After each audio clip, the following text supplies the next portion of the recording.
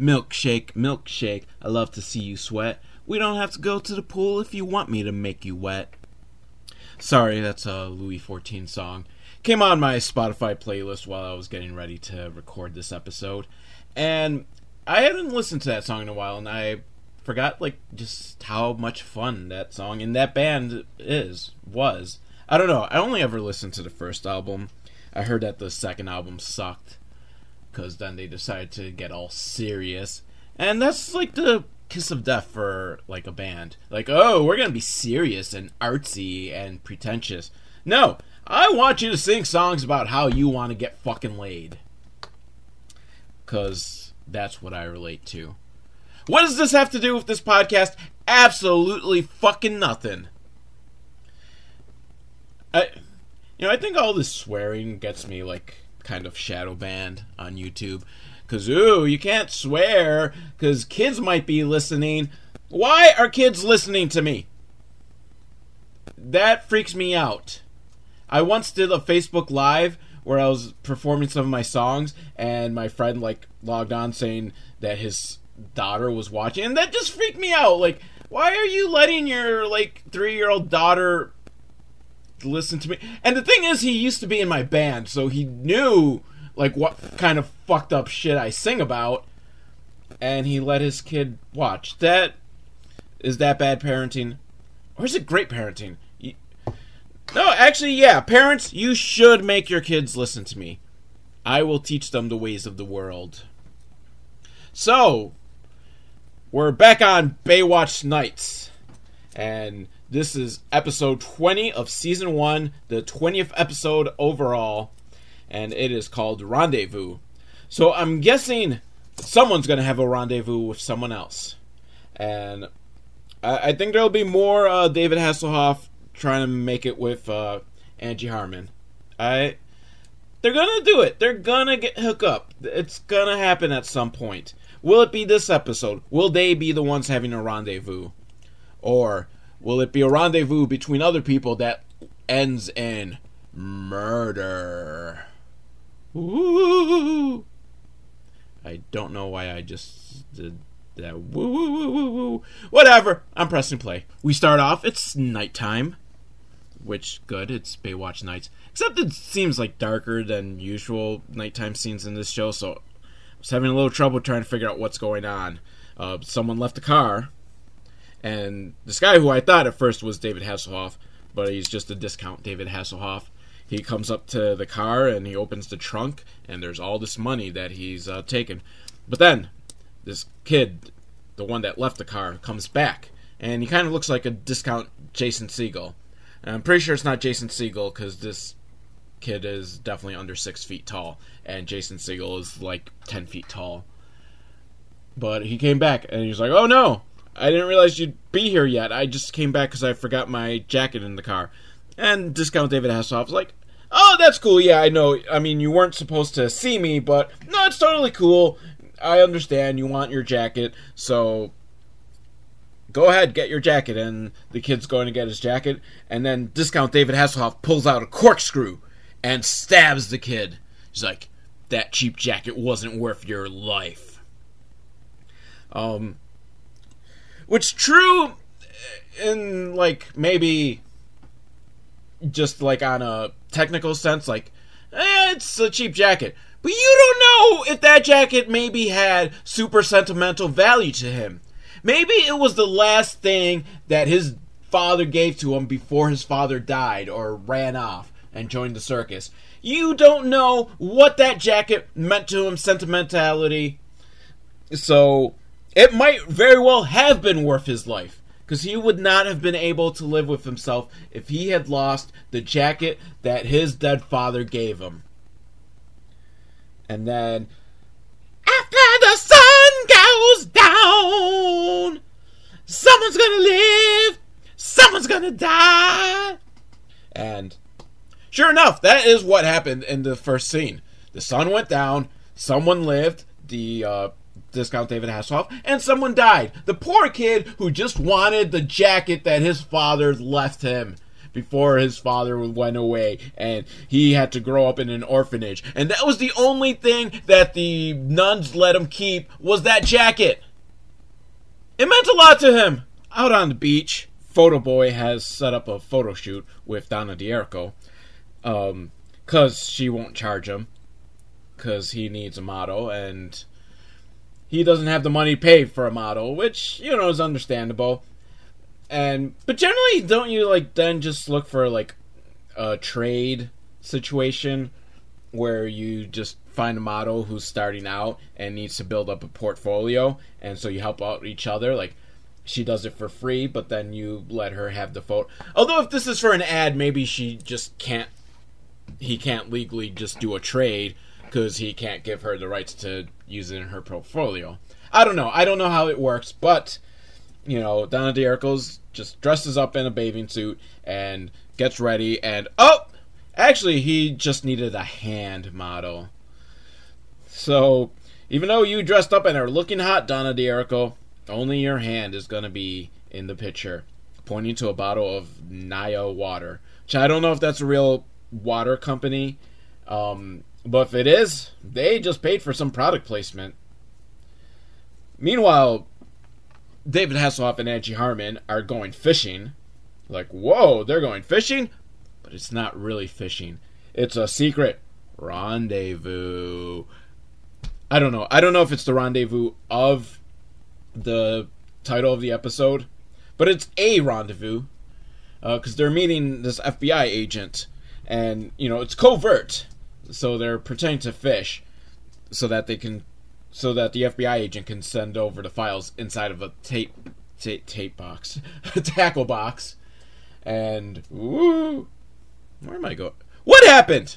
What happened in this episode? So they're talking, and there's this guy who stole like tons of bonds, and he got plastic surgery and is believed to be hiding in the area. So they need the help of the Hasselhoff Detective Agency, and, you know, do it as quick as you can, and you get 20% of whatever money we recover.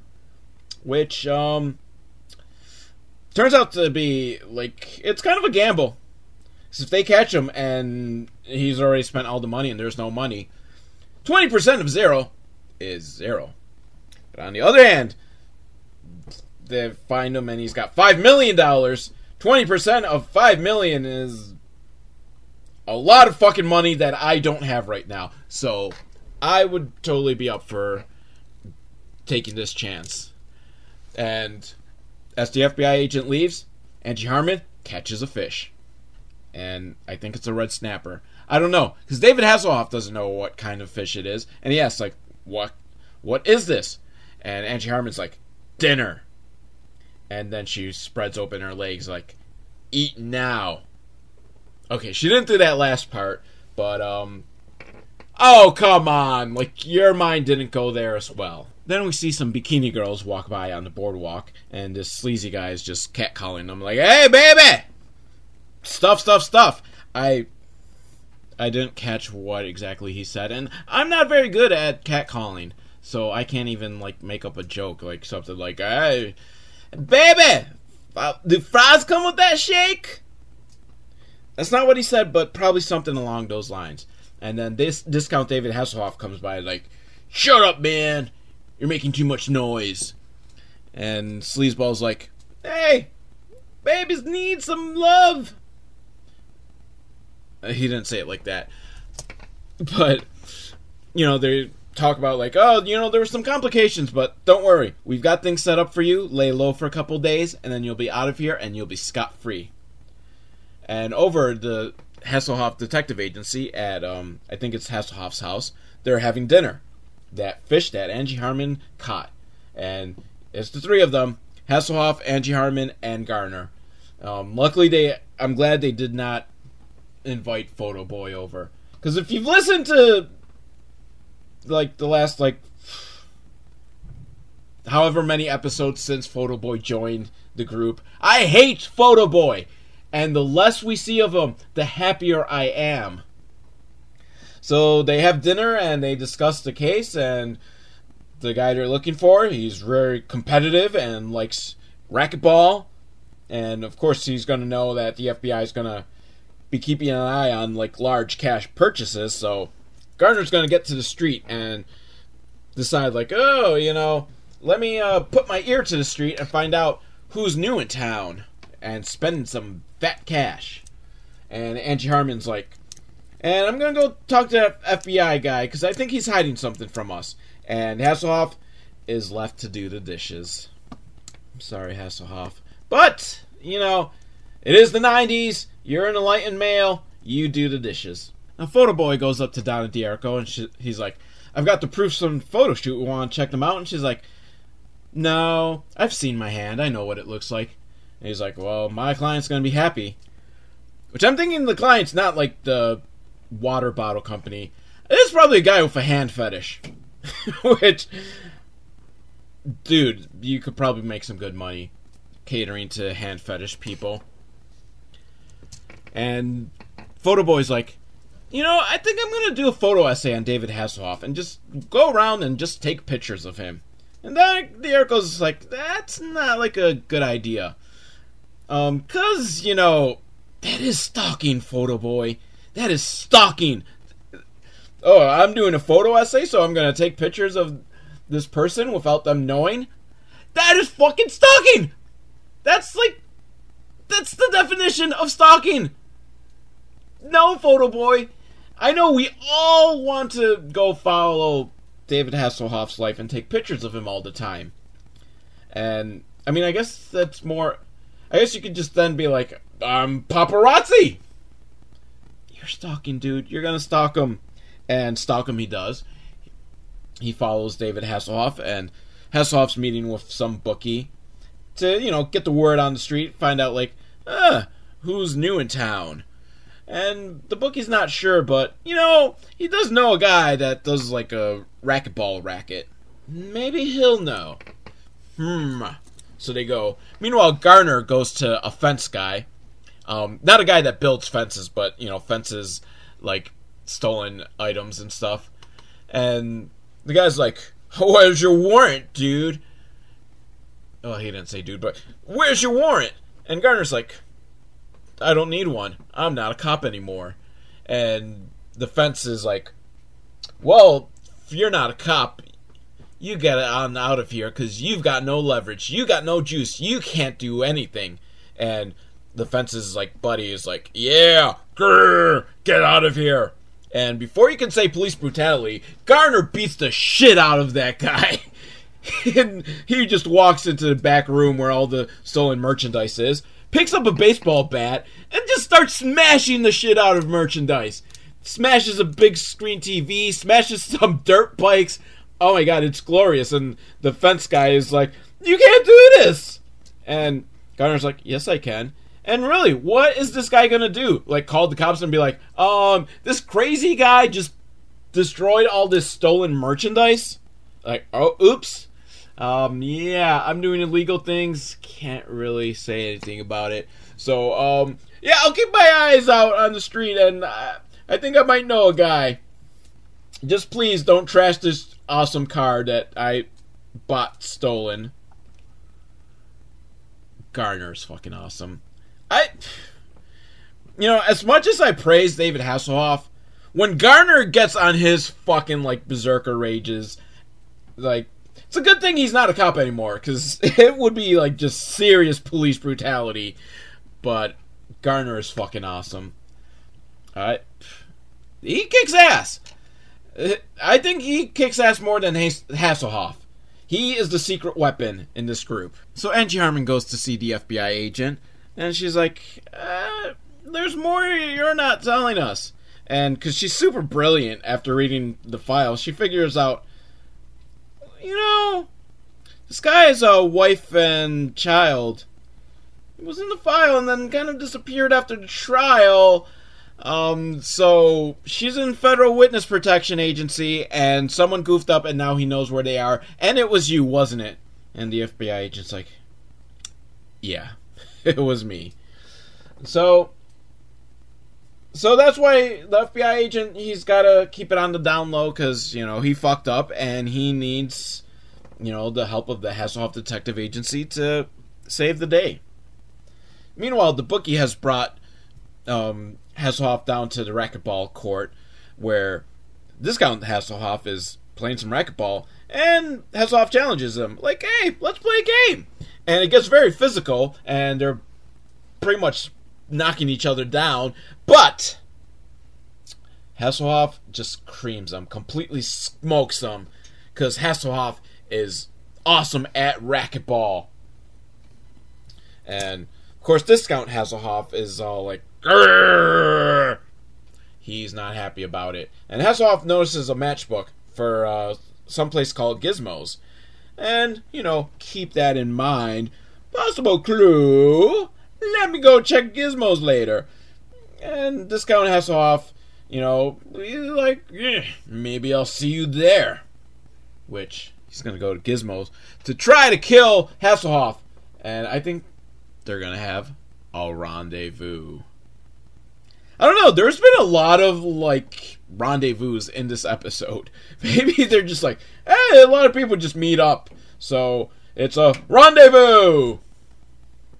Meanwhile, Photo Boy has been watching this whole thing and taking pictures, because he's stalking Hasselhoff! And you can't even say it's for your job as a private detective. Which, if you think about it, private detective is someone who gets paid to stalk people. It's kind of a fine line. So, if you ever get caught stalking someone, you just tell the police, I'm a private detective. I mean, you probably need a license. So get your private detective license first, and then start stalking people. And you've got an excuse. Oh, I'm not stalking, I'm private detectiving. Now, after Hasselhoff leaves, Photo Boy keeps taking pictures of Discount Hasselhoff. Why? I'm not sure. Maybe he just figures that, Hasselhoff was probably on a case, so these pictures might help. Except he is so not smooth about taking pictures of this guy. He's super obvious that Discount Hasselhoff just tells his thugs, yeah, see that guy over there? He's taking pictures of me. And they're like, well, yeah, obviously. He's not even hiding the fact that he's taking pictures of you. And Discount Hasselhoff's like, yeah, go find out what's going on. And so they start chasing after Photo Boy. And one of the thugs, I think I've seen him in one of the Kickboxer movies. Because he's got this weird, Shaolin monk thing going on with his hair. His head is completely shaved, except for one part in the back, which is a long ponytail. And it's not a skullet thing, because it's his head's shaved all the way around, except for this one circular area in the middle of the back of his head. And from there, he grew out this super long ponytail. And so it kind of looks like those Shaolin monks in kung fu movies, martial arts movies. Not all of them are kung fu. That is racist of me. More racist is this guy, because I don't think he's Asian. I'm pretty sure he's white, and I'm pretty sure that I saw him in one of the Kickboxer movies and thought that, wow, that is fucking racist of him to try to look like a Shaolin monk when he's obviously white. So they chase after him, and he gives them the slip. He knocks a garbage bin over the Shaolin monk one, and the other one's like, what's wrong with you? You let him get away! Because Photo Boy jumps on the back of a truck, and the truck keeps driving. The truck driver doesn't stop and go, who the fuck are you, and why are you on my truck? And the truck driver just keeps driving, he wouldn't notice that some guy just jumped into the pickup area of his truck.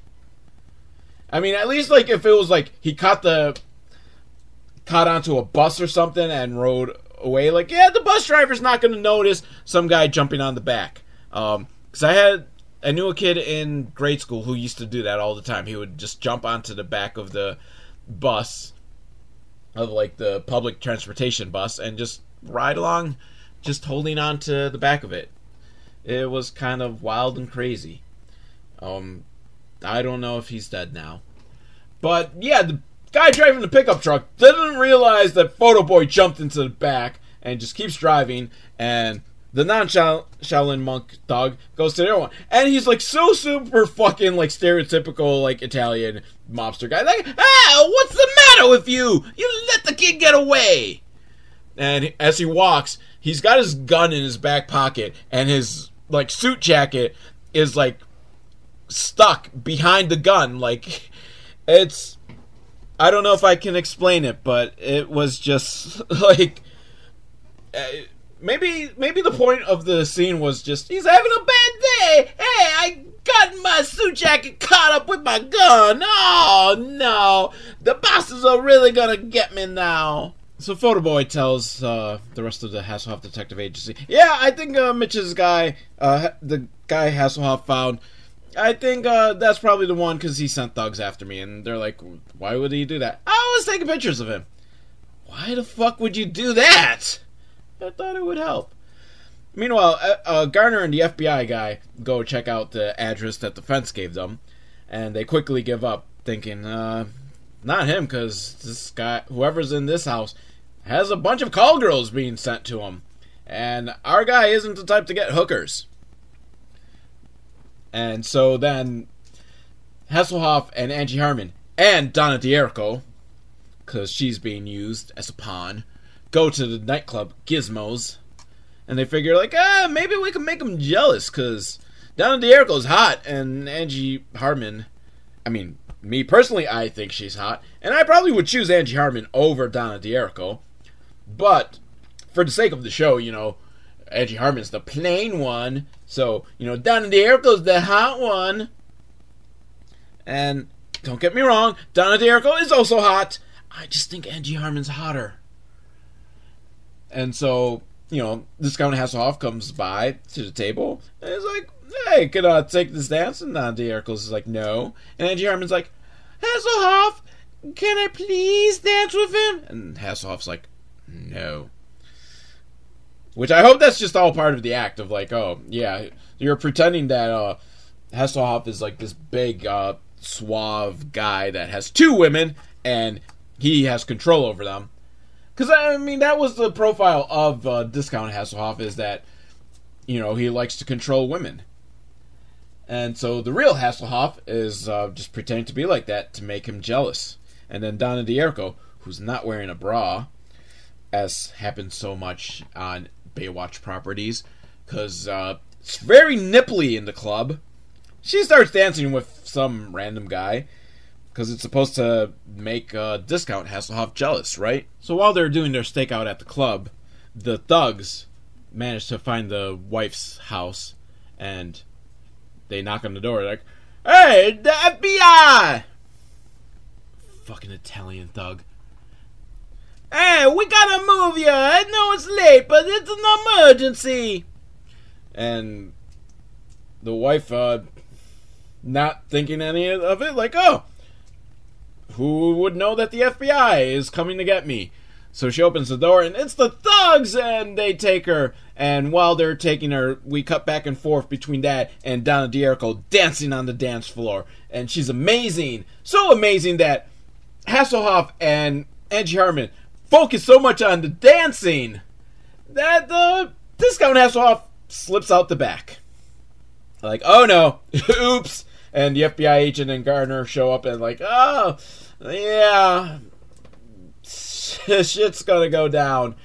And they can't call the FBI because, you know, red tape and all that. So by the time the FBI can do anything, they'll be long gone. So they're gonna use their connections or something, and they're gonna try to find out, like, okay, let's keep an eye on all the planes, and we're gonna catch this guy. Okay, I'm thrown off because I had a bunch of stuff come in, and I'm not gonna go and rewatch, like, the last 10 minutes of this. Yeah, they figure out which hangar it is that the guy's going, and they beat him up in a very, like, kind of boring fight scene. And then they get paid from the FBI agent, and it's like $450 for the 5 of them. Oh boy, that's not a lot of money to split, but Photo Boy is happy because it's the first time he's made money from being a private eye. And end scene. I don't know, this was a pretty lame episode, I think. Other than Garner, like, just kicking ass, because he's kicking ass. So yeah, I don't have much to say.